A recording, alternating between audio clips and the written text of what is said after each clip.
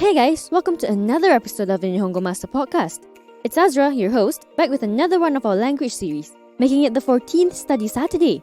When I was coming up with a topic for this episode, especially to suit the travel theme of Season 4, I had to really rummage through my memories of the first few times I came to Japan on holiday. I wanted to introduce grammar language that I personally needed on my travels. So then I remembered the number of times I went somewhere in Japan and needed to express something that's too much or not enough, let alone having to request for something more or less because of it. My beginner Japanese textbooks did not teach me these. So I thought, hey, I can take my past struggles and make it into something someone else can learn from. And here I am, guiding you through all the language you need to navigate through the excessive and insufficient. Let's take a look at the general ways we usually express something is too much or not enough. Maybe you ate too much for dinner. Or over the weekend, you were in bed practically the whole day because the night before, you drank too much beer. Or what do we have that's not enough? Let's see. Oh, money. I don't have enough money. Or what if for dinner, instead of eating too much, you didn't eat enough? So to say too much, we use the phrase sugiru. We attach this to the end of adjectives and verbs. For adjectives, we take off the e from e adjectives and na from na adjectives, then attach the phrase at the end. So if you want to say, it's too old, we take e out of furui, then add the phrase to make furusugiru. If you want to say something's too easy, it's kantan sugiru. Now, for the verb examples. It's pretty simple to adjectives. Take out ru from ru verbs and u from u verbs. I ate too much for dinner, then becomes yushoku ni tabesugita. Yushoku is dinner and taberu, which means to eat, is shortened to tabe. Sugiru conjugates like a ru verb, so its past tense is sugita. How do we say I drank too much beer? To drink is nomu, and because it's an u verb, it becomes nomisugita. Biru o nomisugita. Now, to say something's not enough, there are two ways. The first is using the word tarinai, the negation of tariru, which means to be enough. So if we want to say, I don't have enough money, we say it as okane ga tarinai. Oh, aren't we all short on cash?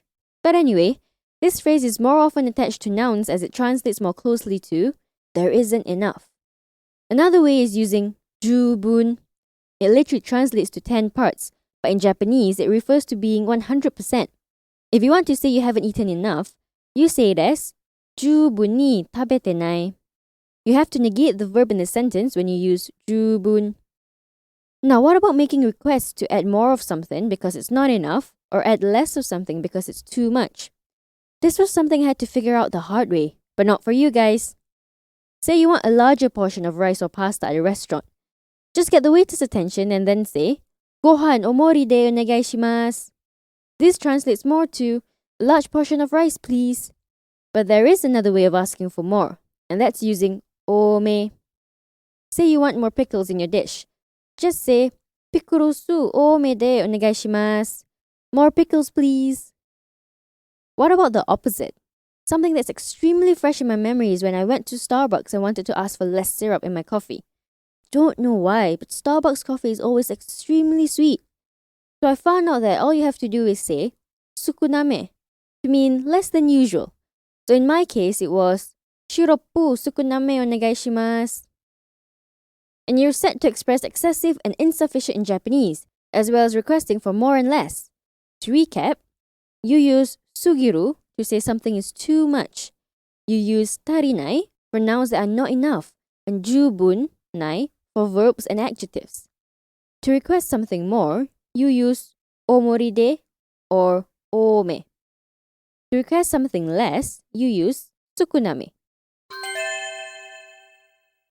In my opinion, the new grammar points today are pretty easy to get used to, especially with our role-playing scenarios to get you accustomed to it even more. And if you don't already know, our first one has an English translation, and our second one has a small quiz which you can challenge yourself with. Kicking it off, we have two girls, Keiko and Reina, at a restaurant. ねえ、レイナ、何を食べたい？このカレーは美味しそうけど、辛すぎると思う。インドカレーか？多分辛いよね。私はこのパスタ食べたい。注文しようか？うん、すみません。インドカレーは一つ。ご飯付きよね。ご飯少なめお願いします。あとは、レナカルボナーラパスタ一つ。飲み物は、モヒト、濃いめでお願いします。はい、わかりました。少々お待ちください。ありがとう。ねえ、ケイコ、辛い食べ物が嫌いだと思った。違う？違うよ。好きだけど、わさび嫌い。寿司屋に行くときはいつもわさび抜きでお願いしますって。寿司わさびなし。美味しいか？私はわさびが大好きよ。いつもわさび食べる。なんでカボナーラパスタ注文した？辛い食事が欲しくないか？今日別の味が欲しい。私もたくさん飲みたいけど飲みすぎたくない。よし、飲みよ。すみません。ビールお願いします。Now let's have a listen at the English translation. Hey Reina, what do you want to eat? This curry looks delicious, but I think it's too spicy. Is it Indian curry? Maybe it's spicy. For me, I want to eat this pasta. Shall we order? Yep. Excuse me. One Indian curry. This includes rice, right? Can I have lesser rice, please? And Reina? One carbonara pasta. And for the drink, mojito, double the strength, please. Okay, understood. Please wait a moment. Thank you.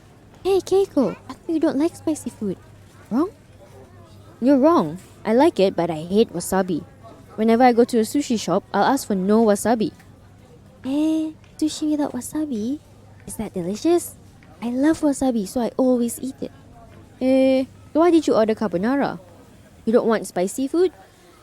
Today I want different flavors. I also want to drink a lot, but not too much.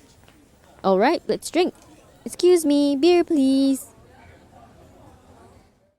If you noticed, we use a few different words in the conversation. Tsuki is used to say something is included. Nashi or nuki is the opposite, to say something is not included.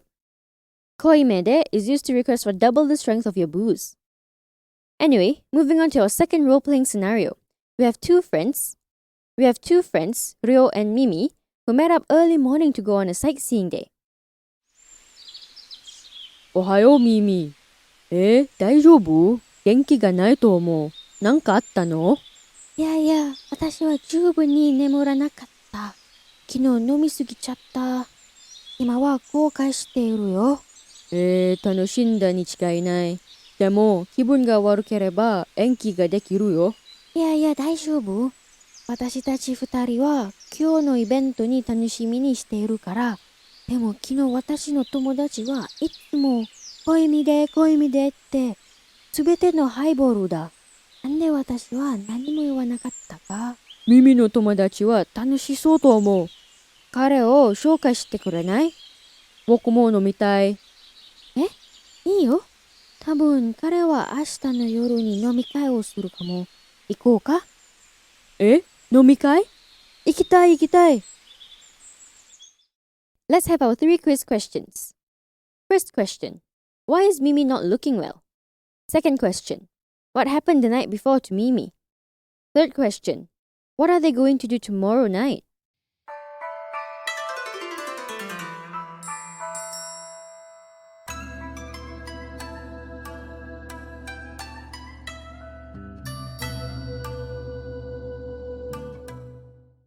Okay, answer check.